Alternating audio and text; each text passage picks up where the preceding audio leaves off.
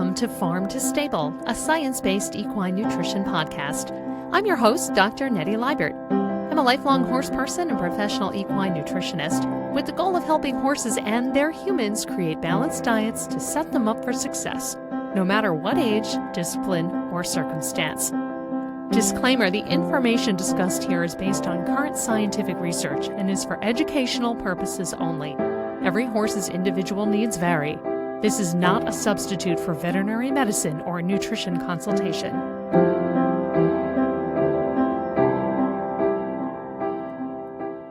Hello and welcome to the very first episode of Farm to Stable, a science-based equine nutrition podcast. I'm so glad that you're here. And on the topic of being a brand new podcast and equine nutrition, one of the things I wanted to talk about was how to find an equine nutritionist. So this is a question that I've been asked a lot, where people are looking for good information about how to feed their horses and some recommendations about what to do if their horse has a condition like Cushing's disease or PPID, or has laminitis, or is overweight, underweight, lots of different conditions. So I wanted to start off by talking about some tips for you to find a qualified equine nutritionist. So what does that mean, qualified? Well, in my mind, it means somebody who has studied, who has worked, who does continuing education, and who actually is dedicated to equine nutrition. And we'll delve into a little bit about what that means as we go through. So let's start off with credentials. So if somebody is going to consult for you and you're going to pay them a fee, or not pay them a fee for that matter, it's okay to ask them where they got their credentials. What are their credentials? If you were to go to, say, an orthopedist to repair a broken arm, you probably wouldn't go to somebody who specializes in heart surgery, right? You'd go to, again, an orthopedist. And are they board certified? And do they teach others how to do this? And what was the last conference they attended? These are reasonable questions to ask, and no professional should be offended by that. So again, ask, where did you get your education? So I'll put my money where my mouth is, and I'll answer that question. I got my master's and PhD from Rutgers University in New Jersey.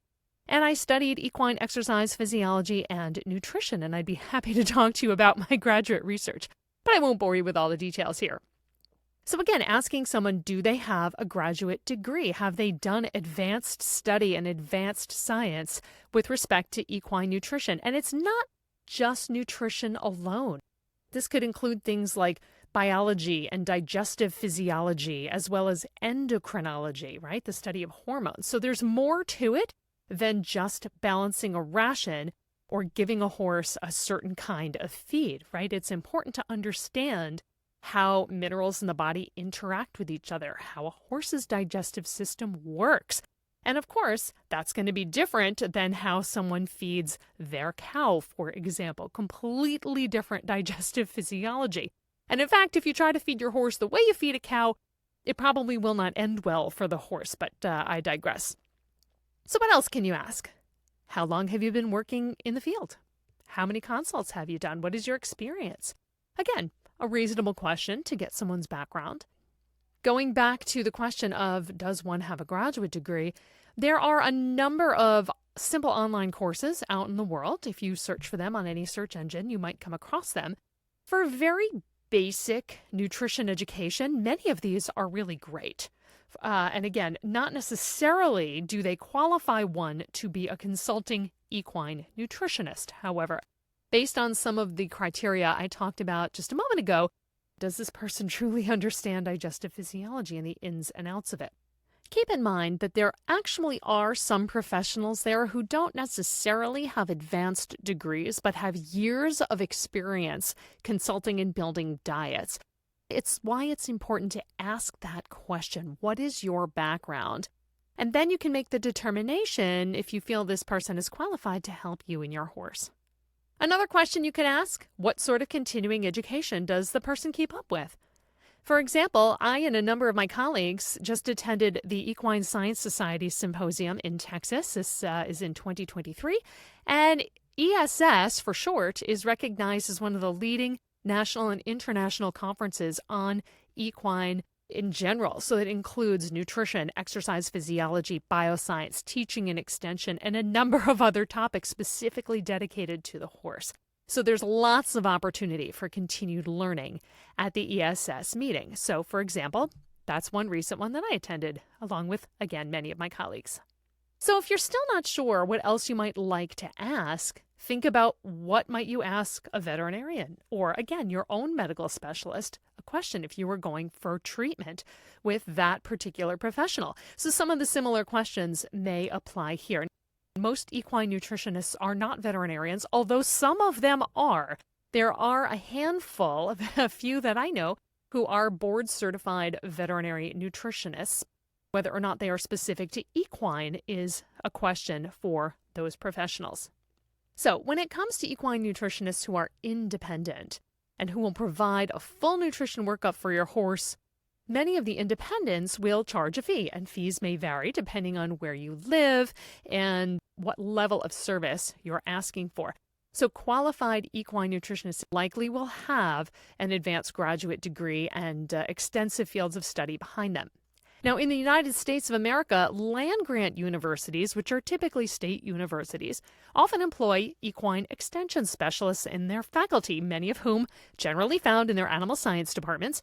And these folks are essentially independent equine experts, many of whom can often guide on matters of nutrition and management best practices. That's what extension is, right? It is university-developed research designed to disseminate in general terms that everyone can understand to people who need the information. And generally, you can contact these experts free of charge. Now, faculty usually cannot or will not recommend a particular product. So if you're looking for a brand or a product recommendation, officially, many of these faculty members can't do that.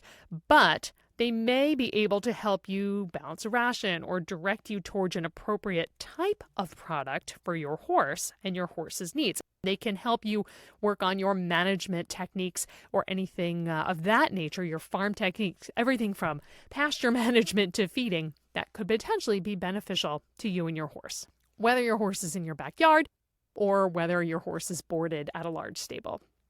So another place you can find an equine nutritionist is going to be at your feed company. So if you're buying a commercially produced bag of feed made by brand X, many feed manufacturers employ or consult with equine nutritionists. So if you have questions about that particular product, you should be able to reach out to them free of charge.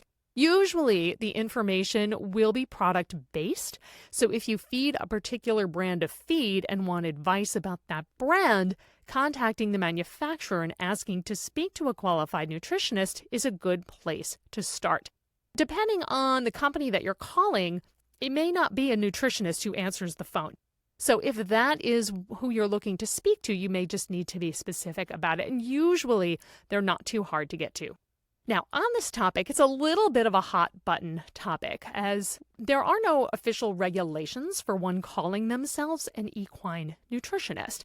And I recently co-hosted a workshop at the Equine Science Society meeting with my friend and colleague, Dr. Shannon Pratt-Phillips from North Carolina State University, on just this topic. So the field of equine nutritionists attending this meeting came in and shared a lot of ideas and a lot of input, and we're working on how might we make it easier for you, the horse owner, to recognize if somebody has experience or how much experience or what level of education one has so that you can be a better informed consumer. Now, that is to be determined. It's forthcoming. It's not a done deal yet, but stay tuned. Of course, if anything happens, you can watch this space, and I will, of course, keep you informed. So if there's a particular equine nutrition topic that you would love to hear about, please feel free to send me an email at equinenutritionphd@yahoo.com. I would love to hear from you. I would love for you to hit subscribe to this podcast if you found this interesting. So stay tuned. I've got lots of topics coming up for you in the coming weeks. Thank you so much for listening. Please share and subscribe. I look forward to having you at the next episode.